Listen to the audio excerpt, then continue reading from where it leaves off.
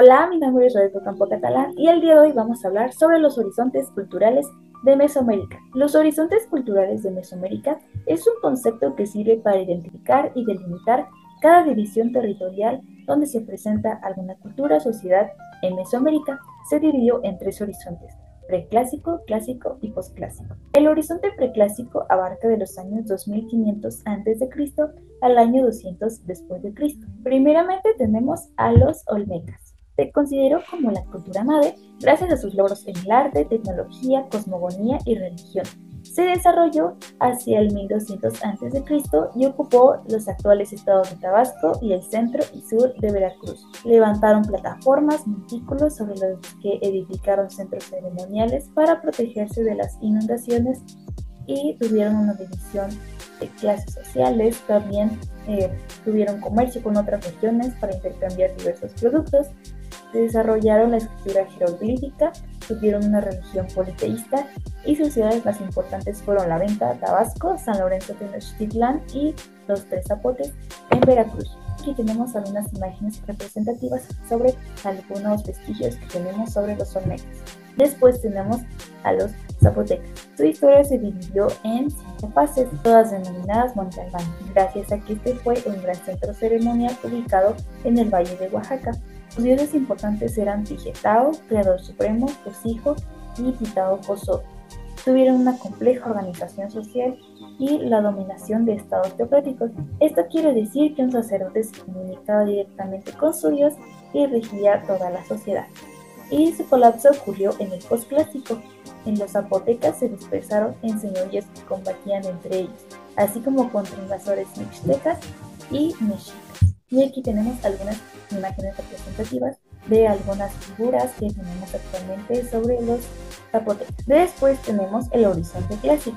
El horizonte clásico abarcó de los años 150 a 200 al 900 después de Cristo. Primero tenemos a los mayas. Se localizó en una región selvática que abarcaba Guatemala, parte de Honduras, El Salvador, Belice y los estados de Chiapas, Tabasco y toda la península de Yucatán. Se desarrolló entre los años 250 y 900 después de Cristo. Y durante el clásico temprano tuvieron una fuerte influencia teotihuacana, y en el clásico tardío resurgieron algunos centros ceremoniales como Tikal y ciudades como Palenque, Bonampak, Toniná, Copán, Quinigua y Yaxchilán. Algunas de sus características fue que constituyeron una sociedad estratificada, es decir, en división de clases. También la agricultura tuvo un papel primordial en la economía maya. Desarrollaron el sistema de escritura jeroglífica y también añadieron el uso del cero.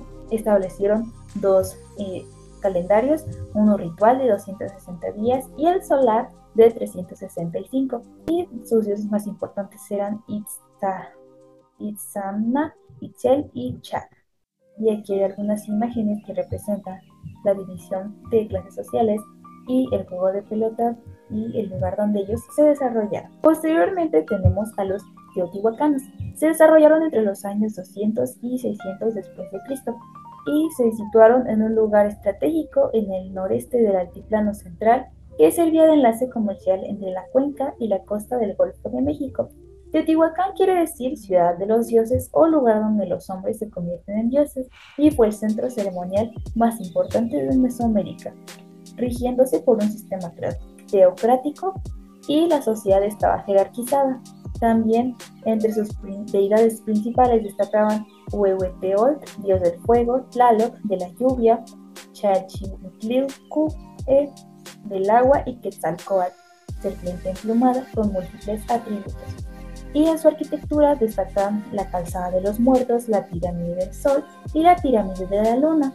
Y aquí tenemos algunas imágenes, como algunas de las cascadas que son evidentes que tenemos actualmente cerca de los teotihuacanos. Por último, en el horizonte clásico tenemos a los totonacas.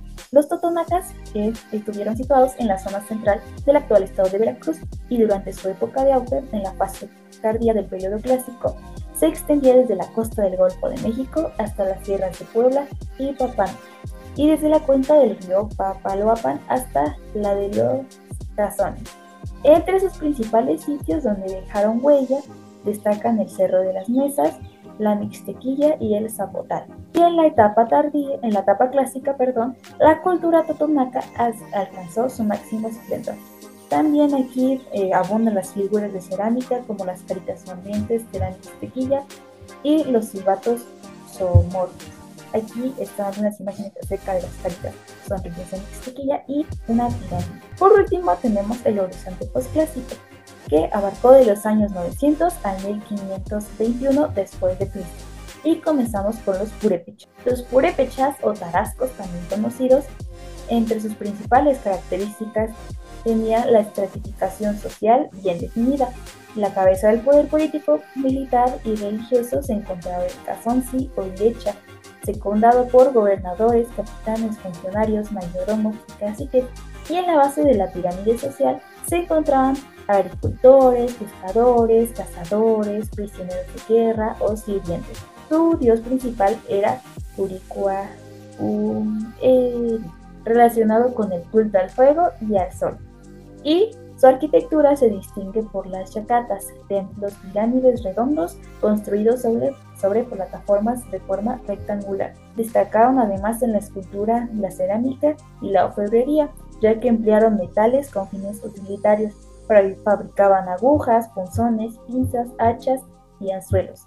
También produjeron objetos de pluma y placa. Y aquí tenemos algunas imágenes sobre los purépechas como una representación de uno de sus dioses. Continuando tenemos a los toltecas. Algunas de sus principales características fueron que rendían culto a 4 deidades masculinas: Quetzalcóatl, Tezcatlipoca, Tlaloc y Huehuetlón Xiuhtecuhtli.